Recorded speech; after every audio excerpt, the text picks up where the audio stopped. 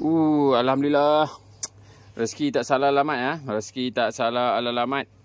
2 ekor baung hitam saiz gorgon. 2 ekor baung hitam saiz gorgon.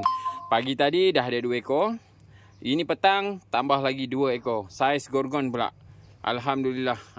Rezeki tak salah alamat jam pun dah menunjukkan pukul 1. Alhamdulillah. Okey, pada mana-mana yang berminat nak mencari ikan Sungai Perak, tak tahu nak cari kat mana, pada restoran-restoran apa semuanya. Okey, mana-mana nak mencari ikan Sungai Perak, yang penting kena harga.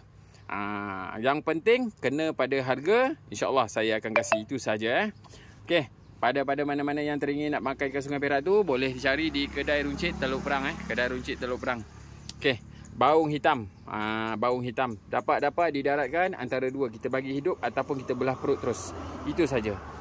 Okey, kelabau saiz 2 kilo lebih. Kelabau saiz 2 kilo lebih. Okey, mantap. Kalau ada siapa-siapa yang berminat nak mencari ikan Sungai Perak, boleh roja-roja. Mantap Pak Bu.